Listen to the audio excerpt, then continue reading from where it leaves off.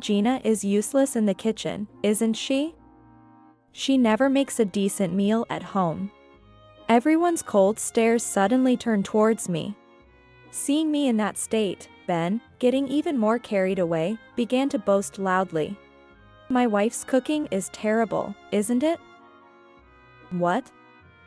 Have you ever eaten my cooking? Aren't your meals always at your lover's place? What? I loudly denounced Ben's infidelity. It's not a lie. I have evidence right here.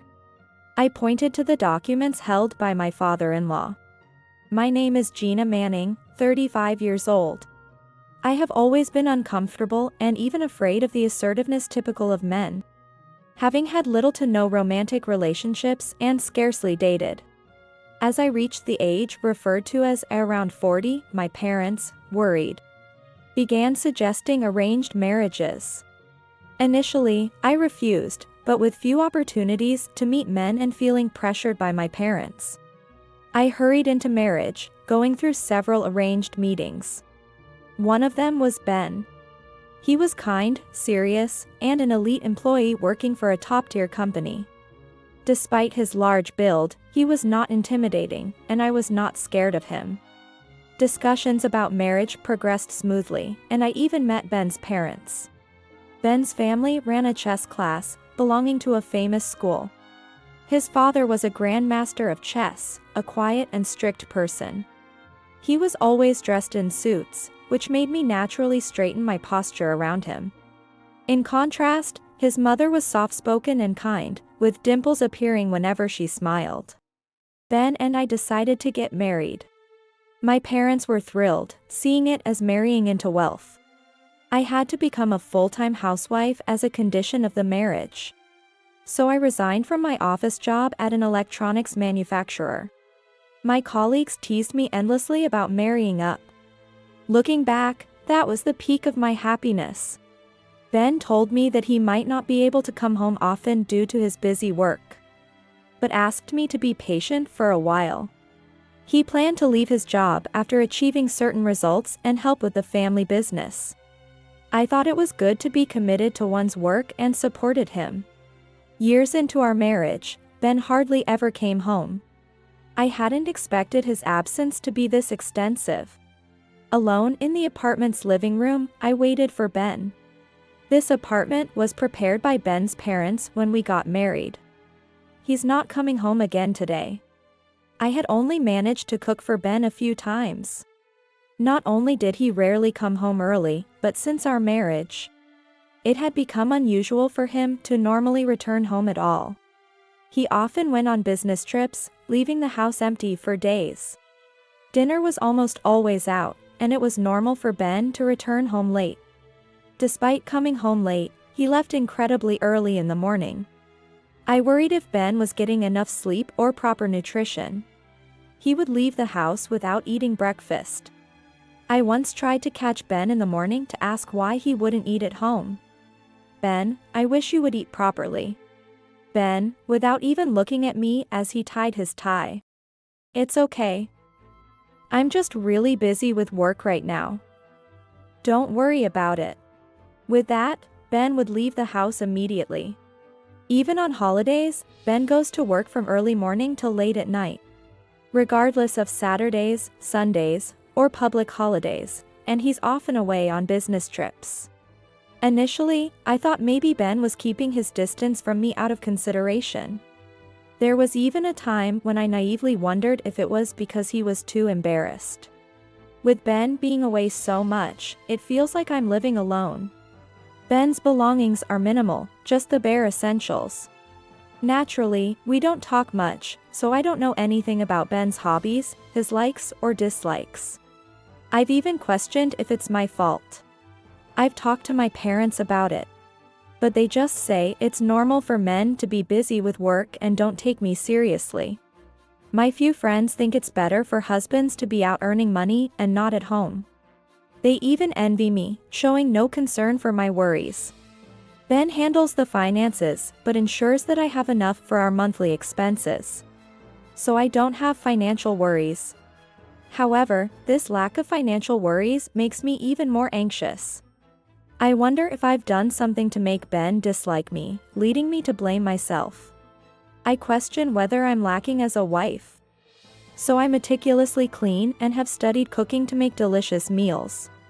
When Ben sees my anxious face in the little time we have together, he tries to dispel my worries by saying, "Gina, you're doing just fine." I had convinced myself that this was just how our marriage was.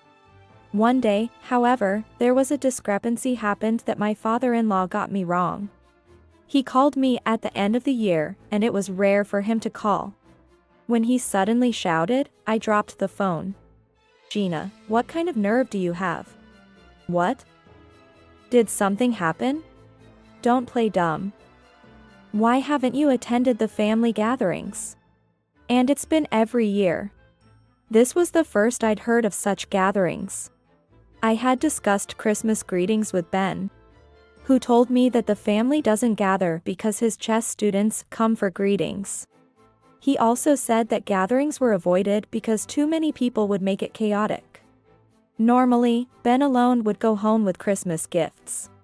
First of all, if you're not going to attend this year's gathering, shouldn't you at least notify us for not being able to attend? His stern voice made me freeze. It's been a tradition for me to stay home while Ben visits his parents for Christmas. I've been careful with Christmas gifts and greetings to ensure I'm not be considered to be cold. I've suggested calling at least, but Ben said it was extremely busy during the Christmas. And I assumed that was expected for someone of his father's stature. I was also afraid of meeting my strict father-in-law. According to him, the family meets on December 24th for a Christmas gathering, and the students come for greetings starting December 25th. All I could do over the phone was profuse excuses. After he disappointed at me and hung up, my mind was filled with questions. What did Ben mean by Gina doesn't need to come? Why did he lie about there being no family gatherings? Did he go to such lengths because he didn't want me to attend?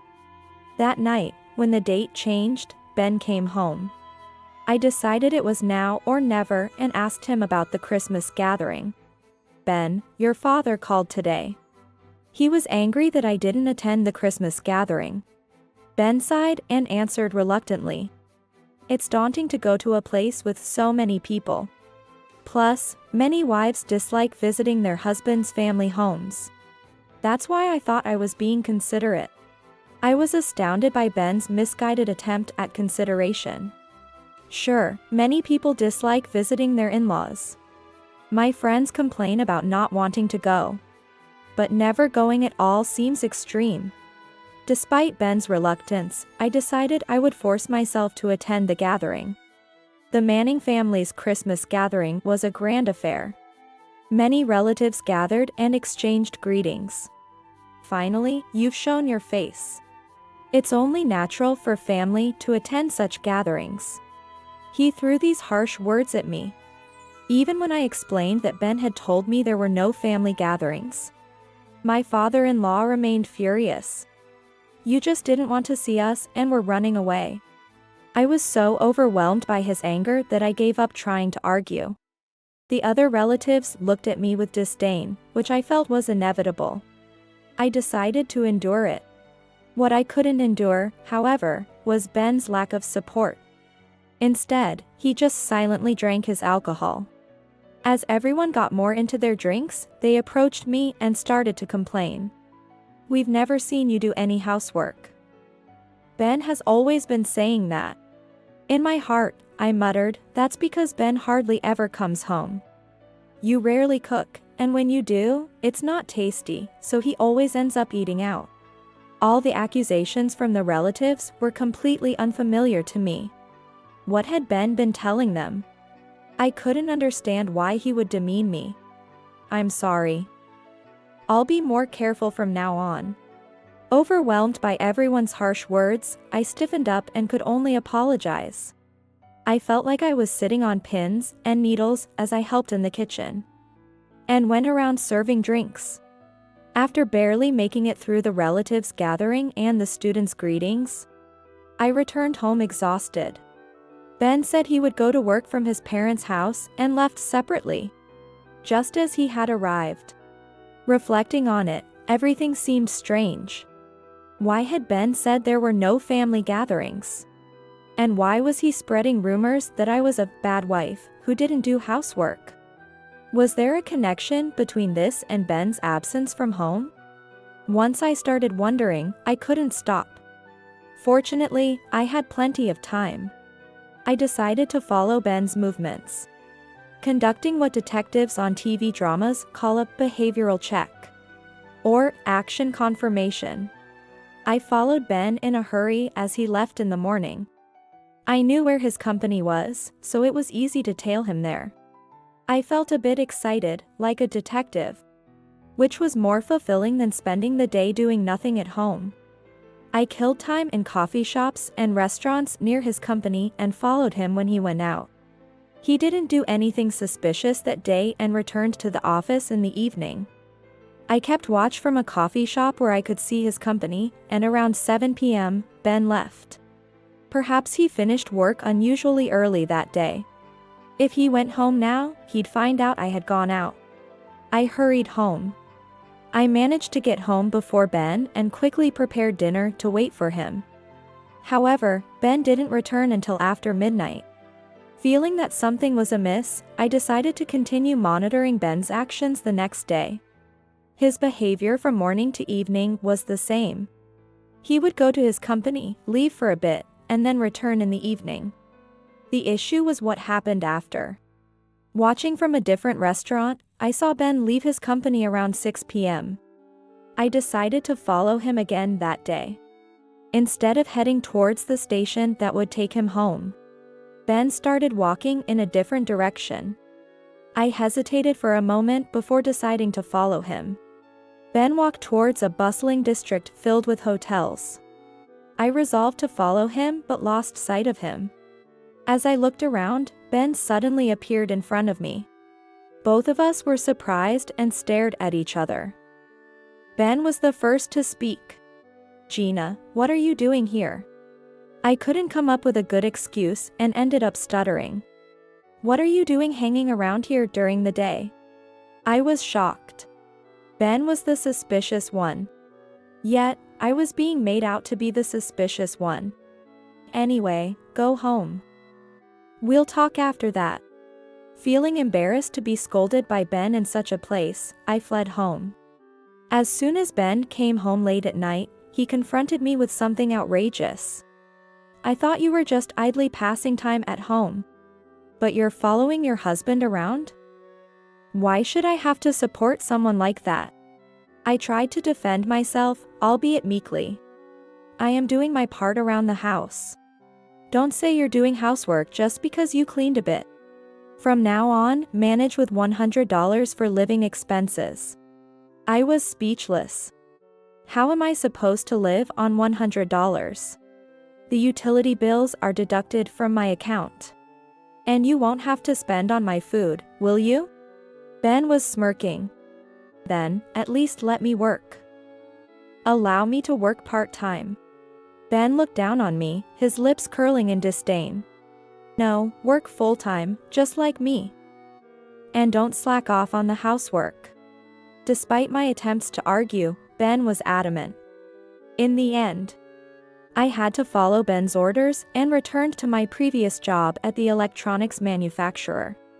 Now, I had to juggle both work and all the housework. Suddenly, my life became incredibly busy. I couldn't play detective anymore, caught up in the daily grind of work and chores. Since then, Ben has been unrelentingly critical, constantly finding faults and complaining about the housework. In the brief moments we saw each other in the morning, he would complain about dirty windows, dust in the entrance, unirun shirts, and leave for work after dumping complaints on me. Since I also had work, I had to take care of these chores at night. As the end of the year approached, so did the Christmas gathering. Ben, as usual, insisted I should not attend. "You stay at home. You don't need to come to the gathering." I kept silent during our argument, knowing it was futile. As he left, Ben threw a parting shot. "I can't present someone like you in front of relatives." It's embarrassing. I was shocked by his cruel words. How could Ben say such things? Working from morning to night and managing all the household chores. And he still says this to me. Anyway, I decided to attend the Christmas gathering without telling Ben. And I had to make Ben's true nature known to his father and mother. I tightly gripped the thick envelope that had arrived earlier. On the day of the Christmas party, I went to the Manning house to participate. I took a deep breath and opened the entrance door. Seeing me suddenly appear at the Christmas party. Ben was surprised but said nothing in front of everyone, just glared at me. The relatives' gaze on me was as cold as ever. They whispered criticisms about me, clearly deceived by their husband. I didn't let it bother me. While enduring the cold stares, I stood in the kitchen, preparing meals and serving drinks. After a while, as the alcohol started to take effect, Ben began to loudly criticize me. Gina's useless even in the kitchen. She never makes a decent meal at home. Everyone's cold stares turned towards me all at once. Seeing me in that state, Ben, getting even more carried away, began to boast loudly. My wife's cooking is terrible, isn't it? My father-in-law's stern gaze was fixed on me. What in the world is going on here? What have you been doing? You might not be suitable as Ben's wife. As he raised his voice, all the relatives turned their gaze towards me. Just when everyone thought my father-in-law was about to start lecturing, I stood up in front of Ben and began to counter. What? Have you ever eaten my cooking? Aren't his meals always at his lover's place? What? My father-in-law was taken aback, his mouth agape. What are you saying? While everyone was in shock, only Ben started to make excuses in a panic. Gina, just because you're being spoken badly of, why would you lie like that? Ben turned back to my father-in-law and started to make excuses. Dad, I don't have a mistress. I would hope not. My father-in-law wanted to believe Ben. He nodded more to Ben's words than to mine. Thinking he had regained my father-in-law's trust, Ben began to speak more confidently. Talking such nonsense. You're really out of your mind. It wasn't just a spur-of-the-moment claim that Ben had a mistress. I pulled an envelope from my bag and showed the documents inside to my father-in-law and the others. Unperturbed, Ben kept harshly criticizing me. Apologize right now. Then I'll forgive you for lying. The relatives seemed to believe that Ben didn't have a mistress, casting harsh glances at me. My father-in-law and mother-in-law were intently reading the documents. The documents I handed over were the results of a private investigator's report on Ben's infidelity. Ben's actions were clearly suspicious. So I had handed it over to a detective agency for a thorough investigation. The results from the agency showed that Ben was indeed guilty. The reason Ben hadn't been coming home was that he was meeting with his mistress. He mostly spent his time at the mistress' place, occasionally using hotels as reported. Ben had always been dining at his mistress' house. While I managed on a living allowance of $100, worked full-time, and took care of all the household chores, Ben was enjoying his time with his mistress. When I encountered Ben in the hotel district, he was about to have a secret meeting with his mistress in a hotel. I loudly denounced Ben's infidelity. It's not a lie. I have evidence right here. I pointed to the documents in my father-in-law's hands. The apartment Ben was entering isn't ours. Suspicious murmurs arose among the relatives. Hey, Ben, is this true? What's going on? Is this not fabricated? My father-in-law and mother-in-law were scrutinizing the documents, as if trying to bore holes through them. Ben, is this true? Ben, sweating on his forehead, desperately denied it. No, that's not it. How could I have a mistress? What my father-in-law and mother-in-law were engrossed in were photos. Photos of Ben holding hands with an unknown woman entering an unfamiliar apartment. Photos of them selecting jewelry together in a jewelry store. Photos of them drinking wine at a stylish restaurant. Photos of them picking out groceries at a supermarket. In all of them, Ben's careless smile was captured. I pressed Ben relentlessly. Ben, you said you were busy with overtime every day, didn't you? Ben turned red and fell silent. My anger made me speak faster.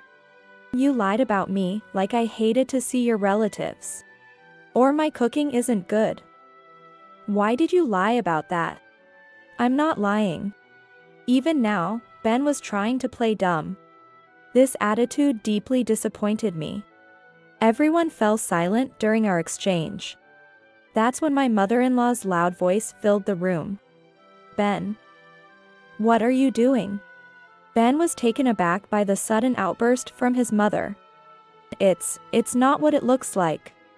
My mother-in-law's usually gentle face was gone, replaced by a wrathful expression that even scared me, who wasn't being scolded. What do you mean it's not what it looks like? Are you saying all of this is fabricated? Her voice, now calm, was somehow more terrifying. The relatives were silenced by her ferocity. So, the accusations against Gina were lies you made up.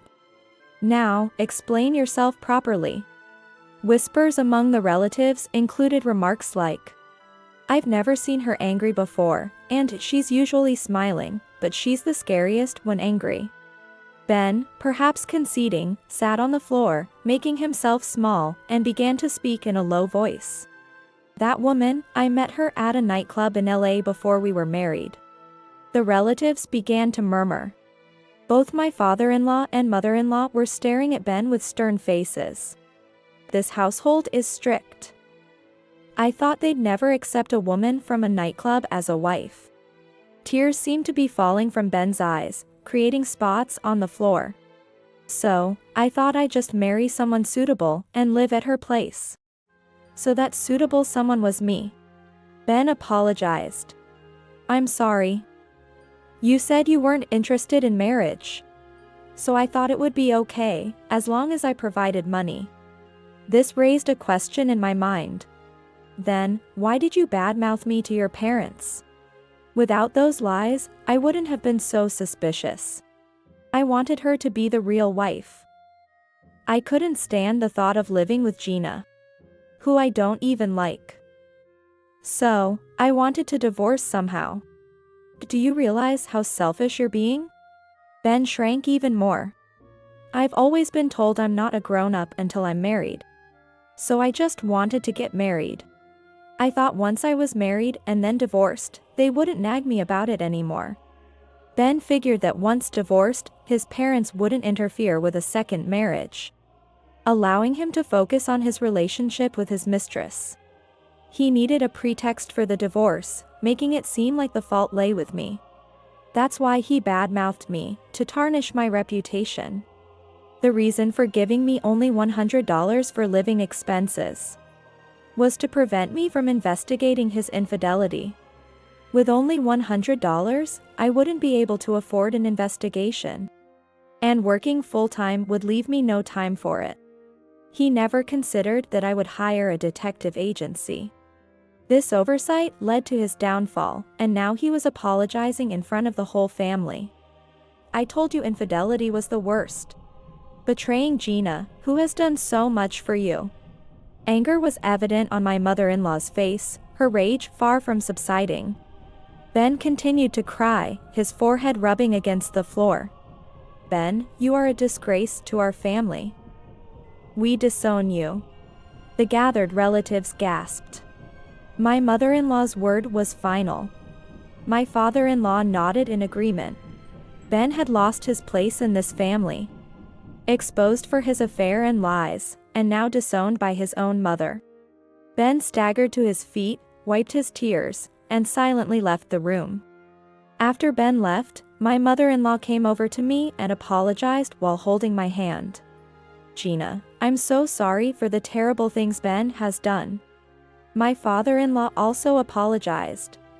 We truly apologize. You can divorce him, it's okay. My mother-in-law continued to hold my hand, her voice filled with tears. I had no idea Ben was such a person. We were completely deceived. It's unforgivable how we scolded you without knowing the truth. I'm really sorry. I had thought my father-in-law was a stern and taciturn person, always looking angry. But he was actually a good person, quickly admitting his mistake and apologizing. It was clear that this family was held together thanks to my mother-in-law. Despite having such wonderful parents, it was a mystery why Ben turned out to be so contemptible and disrespectful towards others. I reconciled with my in-laws, and soon after, my divorce from Ben was finalized. In a way, Ben got what he wanted with the divorce. After being disowned by his family due to the affair, Ben fell from his career trajectory and became a sidelined employee, working in discomfort. With his income significantly reduced, Ben was also dumped by his mistress, who had grown tired of him. I learned about this from Ben's mother. I received compensation from Ben. Especially from the Manning family, I received an amount more than double the usual rate. I suspect this included hush money. With the financial security, I've been able to enjoy luxuries like traveling abroad several times a year. I decided to continue living in the apartment prepared for me as my new home until I no longer liked it, as I was told I could use it as I pleased. Since Ben was hardly ever home before, there's no trace of him. And I've been living comfortably. The one good thing that came out of Ben's actions was returning to work. Thanks to being pushed back into employment by Ben, I now have a steady income and don't foresee any financial troubles in the future. I still occasionally keep in touch with my in-laws. They invite me to the Christmas gatherings, but I always decline those invitations.